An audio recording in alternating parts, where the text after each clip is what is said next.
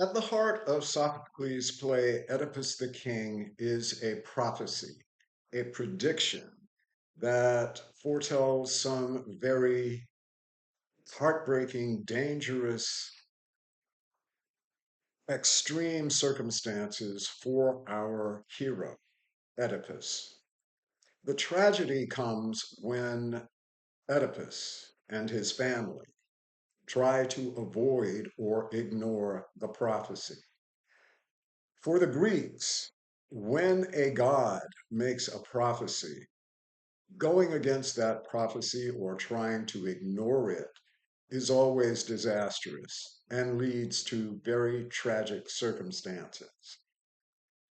Now, that's an ominous opening for a description of a play, but that is the case. Oedipus the King was performed for the first time at the city Dionysia in 429 BC.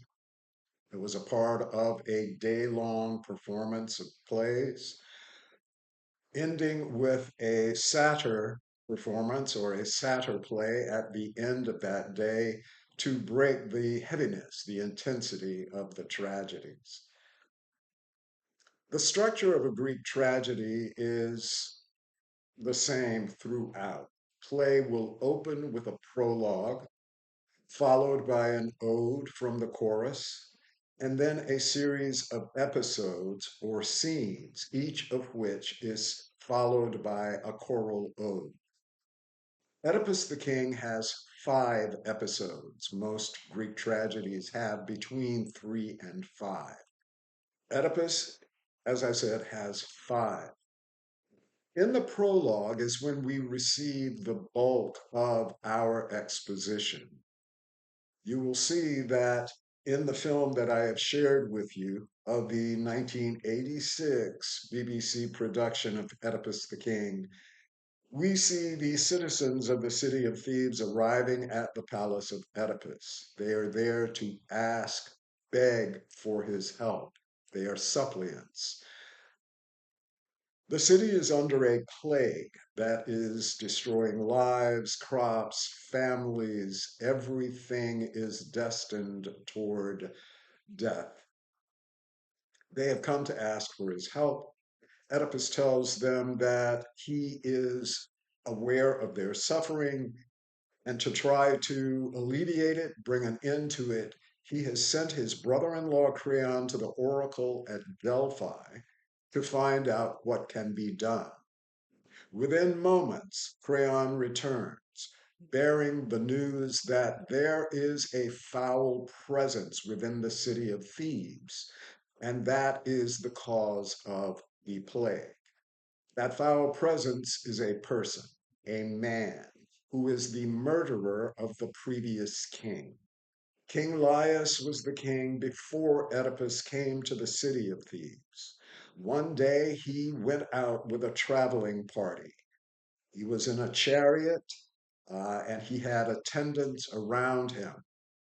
The story goes that they came to a point in the desert where 3 roads come together, and they encountered some criminals on the road who killed everyone in the traveling party, including the king, except one person who escaped into the desert. Creon tells Oedipus that the only way to relieve the city of this plague is to find the murderer of King Laius. Do that, and the plague will be lifted.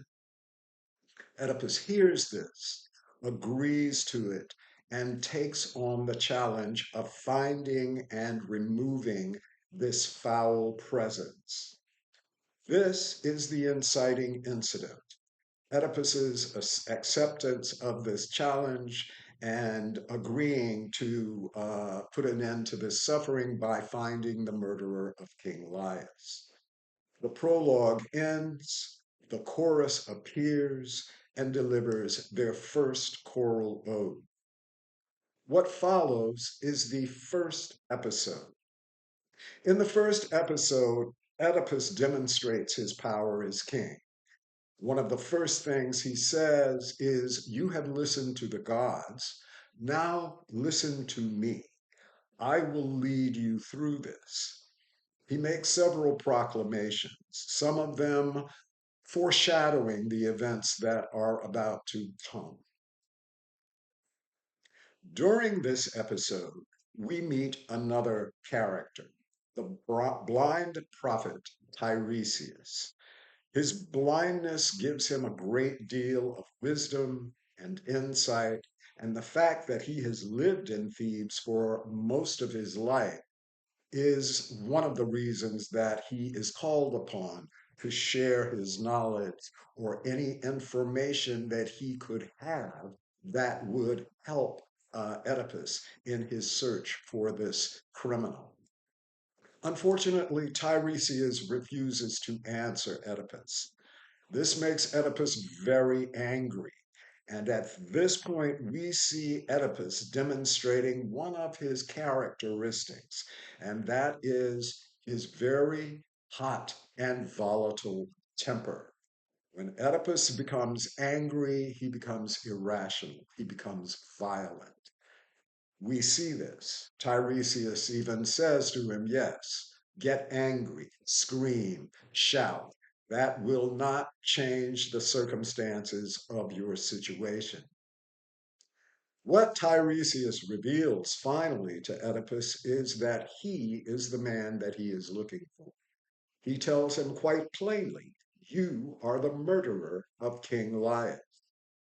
Of course, this infuriates Oedipus, and he goes on to conclude that Tiresias and his brother in law Creon are working together to try to overthrow his rule, to unseat him as king.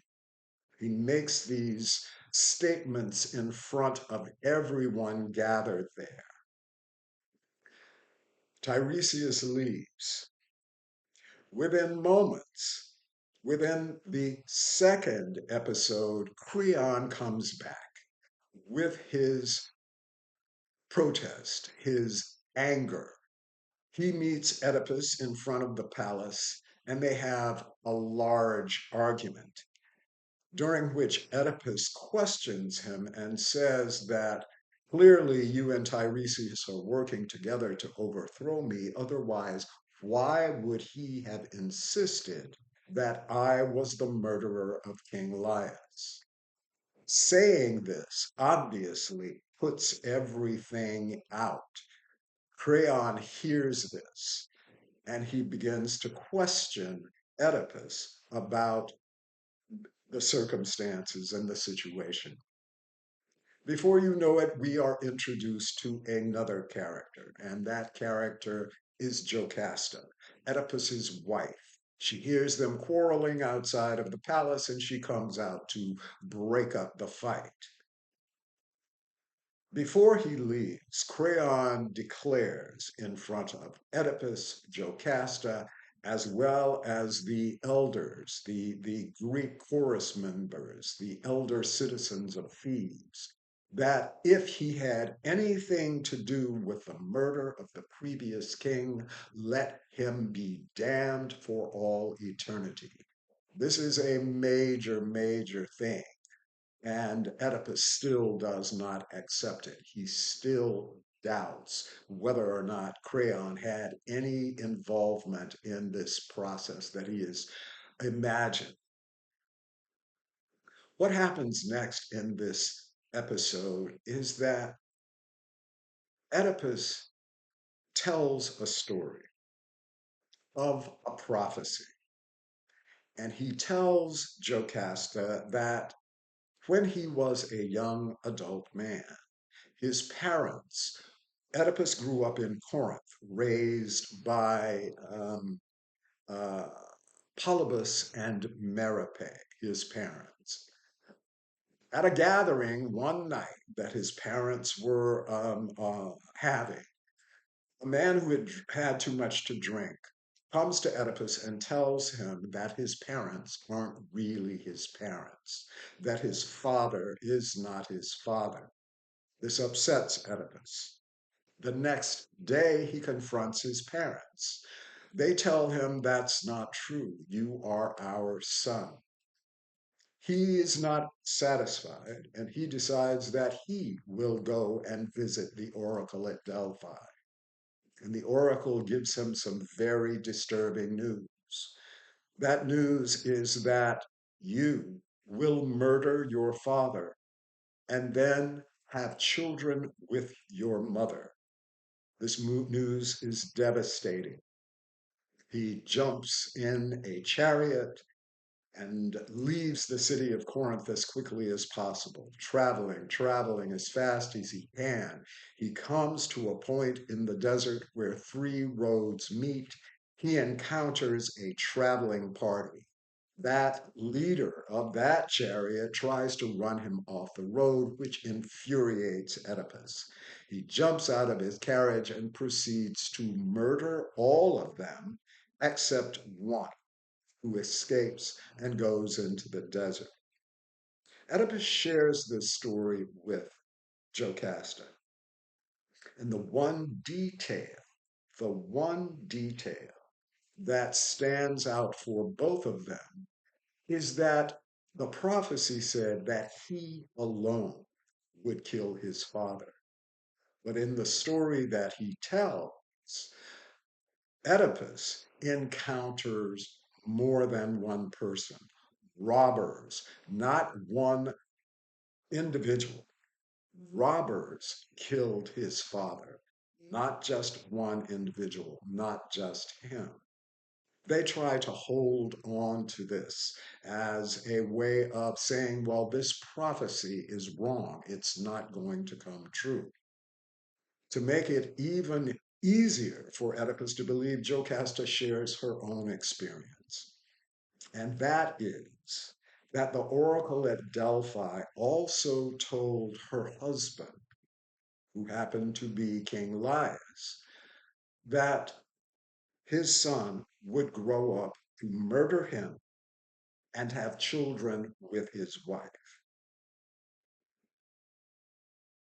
Oedipus shares this information with Jocasta, of course. Now, we are talking about an event that happened 30 years prior to what is going on in the play at that moment. So Jocasta decides to put an end to this whole prophecy. When the child is 3 years old, she gives the baby to a servant and orders that servant to take the baby into the desert, pierce his ankles, lash them together with leather straps, and hang him into a tree to die. That way, she feels like she has prevented the prophecy from taking place. She put an end to it because it didn't happen. This episode ends, and Oedipus and Jocasta go into the house. I'll end there and be right back. Sorry.